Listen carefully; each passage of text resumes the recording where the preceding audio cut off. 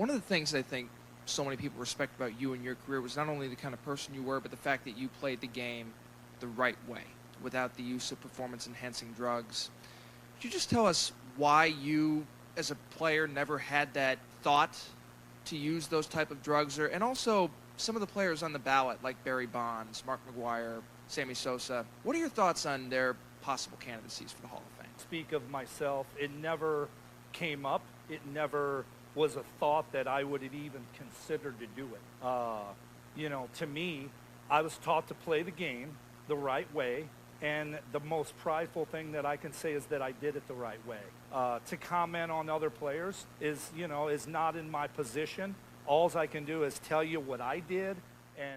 The truth revealed today is something that has been quietly building for over 2 decades. At 55, Jim Thome finally opens up about the allegations that followed one of baseball's most beloved careers. You probably know him as the gentle giant, the soft-spoken slugger from a small town in Illinois who treated every fan like family. But the real story is bigger than that. It is messier than that, and it deserves a full, honest look. I am Mason, and this is Baseball Icons. Here's the thing about Jim Thome. People want him to be the perfect hero, blue-collar, loyal, clean, and in many ways, he was all of those things. But if he was so beloved, why did so many people call him a traitor, a compiler, and a playoff letdown? Today, we are going to walk through 5 major areas where his legacy got tested, questioned, and flat-out attacked. We are talking about the Cleveland betrayal, the steroid-era suspicion, the compiler debate, the defensive liability story, and the strikeout and postseason frustration. All 5, one by one, no sugarcoating. And before we go any deeper, if you want to help this story blow up, hit the hype feature right now and give this video some hype while we get into it. It means a lot to this channel and we genuinely appreciate it. Now let us start where it all began. A small town in Peoria, Illinois. Jim Thome grew up in a large athletic family. The environment around him was blue collar through and through. Work hard, stay loyal, give everything you have got. That upbringing was not just a backstory, it became his brand. It became the identity that stuck with him for the next 2 decades in professional baseball. When he arrived in Cleveland after being drafted by the Indians in 1989, that small-town identity followed him right onto the field. Cleveland was a city that had suffered through years of losing baseball. The Indians were known as a perennial cellar dweller for a long time, but things were slowly changing. The organization was quietly building something real, and Thome was going to be part of it. He made his major league debut on September 4th, 1991, against the Minnesota Twins. He was raw, young, and clearly still finding his footing. That first season, he appeared in just 27 games, hit 1 home run, and batted a quiet .255. Nobody was printing his name on the back of a jersey just yet, but something was already there if you looked closely enough. Even in those first few seasons, you could see a pattern forming. He walked a lot, he struck out a lot, and when he connected, the ball went a very long way. In 1993, he hit .266 with 7 home runs in just 47 games and posted an on-base percentage of .385, which is an outstanding number for any hitter at any level. In 1994, even with the season cut short by the player strike, he hit 20 home runs and drew 46 walks in just 98 games. The foundation of what he would become was already visible right there in those early numbers. He spent meaningful time developing in the minor leagues as well, where he hit .332 with 25 home runs for the Charlotte Knights in 1993. That performance earned him a permanent call-up to the big leagues, and when he arrived for good, he was positioned as a secondary piece in a Cleveland lineup that featured more volatile stars like Albert Bell. That dynamic mattered. It shaped how Cleveland saw him early on, not the headliner yet, but the steady, quiet one. The blue-collar piece that fit the city's identity perfectly. And yet those early years were not all promise and applause. There was a real problem, one that centered on his glove. Number 5, the defensive liability story and the Matt Williams pivot. Let us go back to the mid-1990s.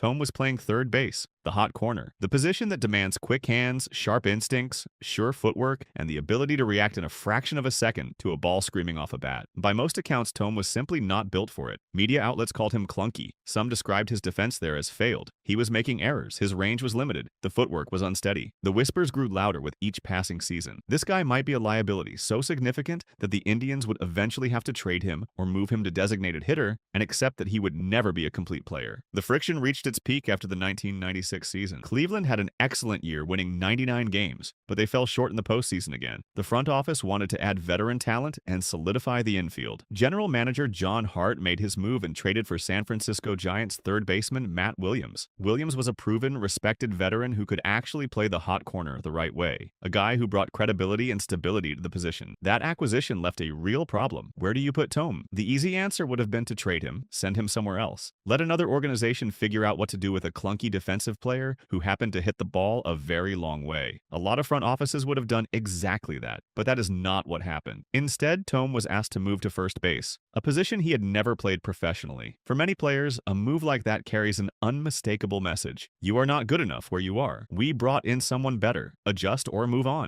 It can damage a player's confidence severely and stall a career entirely before it finds its footing. Thome accepted it. No public drama, no agent stirring up noise in the newspapers, no complaint to the media. He showed up and started learning first base from scratch with the same quiet work ethic he had always carried. And what happened next changed the entire arc of his career in ways nobody fully anticipated at the time. Moving across the diamond did something that went far beyond just keeping him in the lineup. First base is physically less demanding than third. The constant dives to your left, the hard throws across the diamond on a dead run, the split-second reactions to hard smashes down the line. Those intense and repeated physical demands on his body were gone. That matters enormously because Thome already had chronic back problems that would track him throughout the rest of his career. Moving to first base reduced the physical strain significantly. It preserved his body. It allowed him to redirect every ounce of his physical energy toward the thing he did better than almost anyone alive, hitting a baseball with extreme force. In 1997, his first full season at first base, the offensive numbers arrived in a serious way. He hit 40 home runs. He led the entire American League in walks with 120. Those are staggering and elite numbers by any standard. The defensive liability narrative did not vanish immediately, but it started fading fast. He was never going to win a Gold Glove at first base, not even close. But he became adequate. He became reliable enough to stay in the lineup every single day without actively costing his team on defense. And that was exactly what Cleveland needed. Critics, though, never fully let the defensive chapter go. For skeptics, the Matt Williams pivot was not a triumph. It was proof of something uncomfortable. Proof that Thome was never the complete all-around player that the truly great ones are supposed to be. He needed the organization to shuffle its entire infield construction just to keep him around. He was a half package, a one-tool player who happened to possess the most important single tool in the sport. But still, only one. That skepticism lived quietly in the background for years, even as his home run totals kept rising and the accolades followed. By the time he was finishing up with the White Sox, the Twins, and the Dodgers, Thome had moved almost entirely to designated hitter. No fielding at all. Just standing in the batter's box and doing the one undeniable thing nobody could take away from him. Number 4, the 2002 Cleveland betrayal. Now we reach the moment that permanently changed how an entire city felt about Jim Thome. And it is not a simple story. It is emotional and complicated and involves money, loyalty, symbolism, and a fan base that genuinely believed they had a permanent claim on this man's heart. By the end of the 2002 season, Thome was the face of the Cleveland Indians, the franchise's all-time home run leader. He had been there through the lean years and the winning years and the heartbreaking postseason exits. Cleveland fans had watched him grow up in front of them. They had seen him go from a raw, error-prone kid at the hot corner to a premier power hitter in all of baseball. He was their guy, not just a good player on their roster, their guy, a blue-collar hero for a blue-collar city that wore that identity like armor. And then came free agency. Thome was 32 years old heading into that offseason. This was going to be one of the biggest contracts of his life. The Indians wanted to keep him, badly. The negotiations became a very public drama in Ohio. The team made a massive offer. And here's the specific detail that made everything so charged emotionally. The Indians reportedly promised Thome a statue as part of the discussions, not just a competitive contract. An actual physical statue, a permanent monument outside the ballpark dedicated to what he had built in Cleveland. You do not offer a statue to just any player, you offer one to a legend, to someone you believe belongs to your city permanently and forever. That promise turned the negotiation into something bigger than money. It turned it into a question of identity and belonging. Despite all of that, despite the emotional history, despite the statue, despite the decade he had given them, Thome signed with the Philadelphia Phillies. 6 years, $85 million.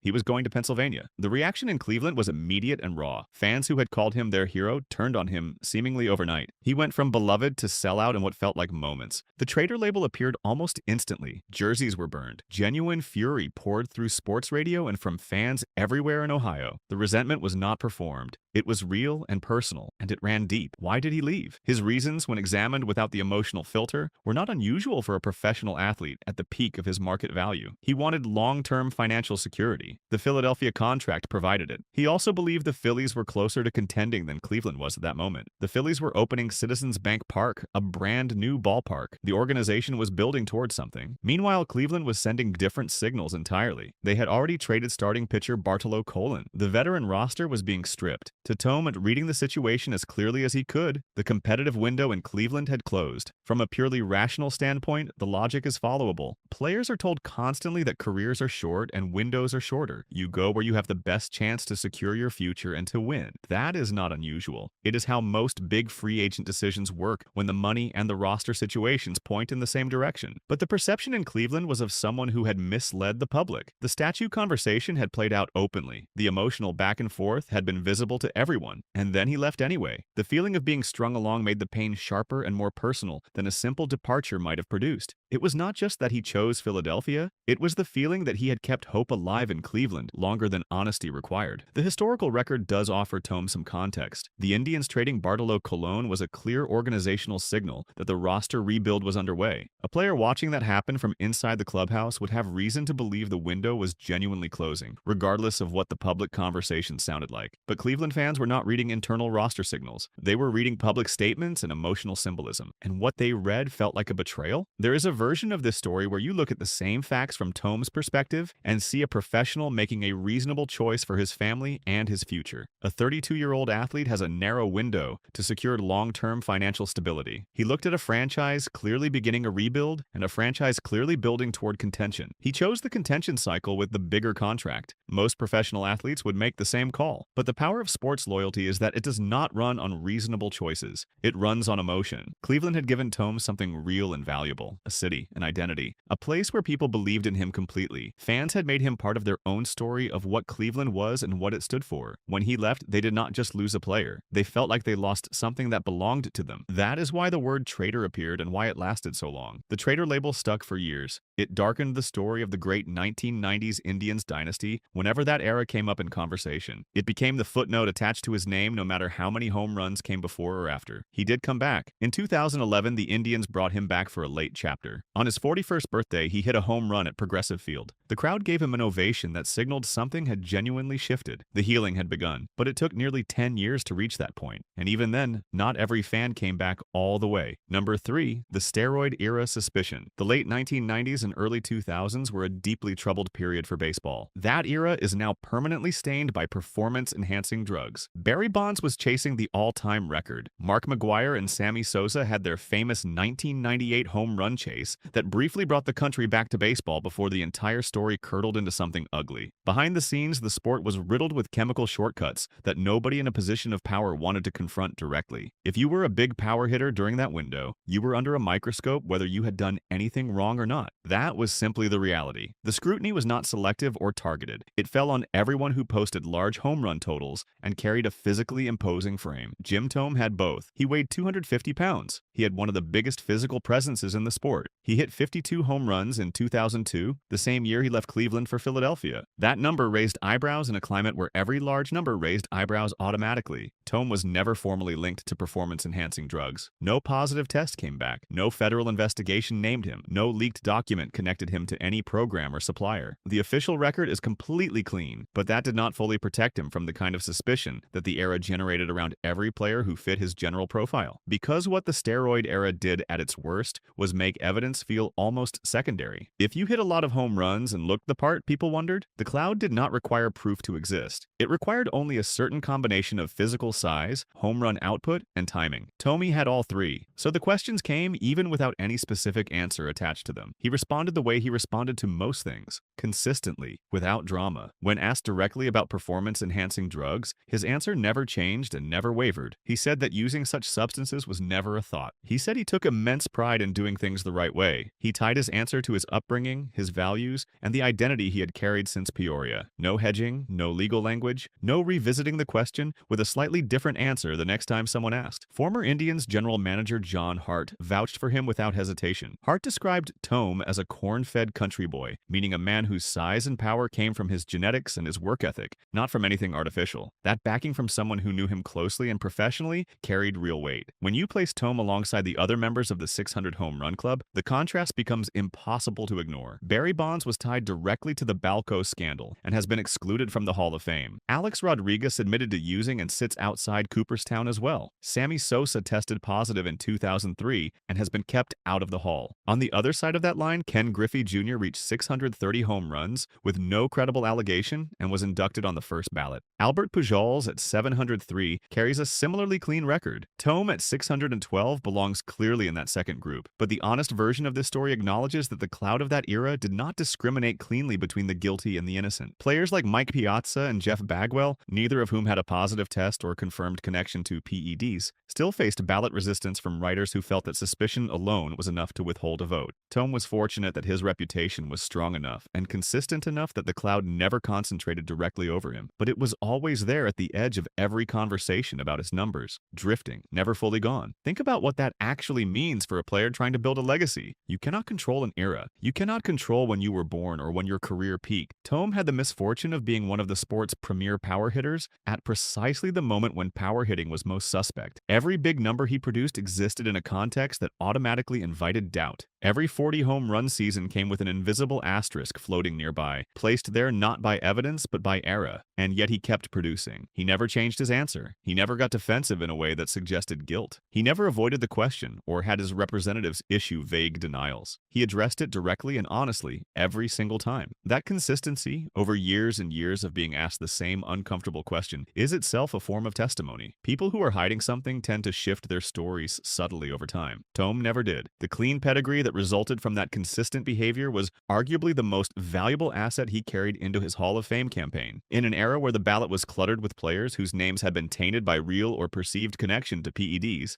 Thome stood apart. He was a power hitter from the peak years of the steroid era who was taken at his word. That is genuinely rare, and it made a real difference when the votes were counted. Number 2, the Compiler Hall of Fame debate. When Thome's name appeared on the Hall of Fame ballot, a specific word appeared repeatedly in the debates that followed: compiler. Critics used it like an official classification, a way of saying, yes, the career totals are impressive, but be careful how much weight you give them, because he reached those numbers through longevity and availability rather than through seasons of true dominance at the top of the sport. What does compiler mean in this context? It means a player whose impressive career numbers are primarily a product of playing for a very long time, rather than being the best or most dominant player in his league during a significant peak period. The case, stated plainly, Thome hit 612 home runs and drew 1,747 walks because he played 22 years in the big leagues. If you give any very good player 22 healthy years, the numbers will accumulate into something that looks historic. That is not necessarily greatness. That is good health and consistency over time. The supporting evidence critics cited was specific and not easily dismissed. 5 all-star selections across a 22-year career. That is a low number for someone with 600-plus home runs. It suggests that in most of his seasons, the game's voters did not view him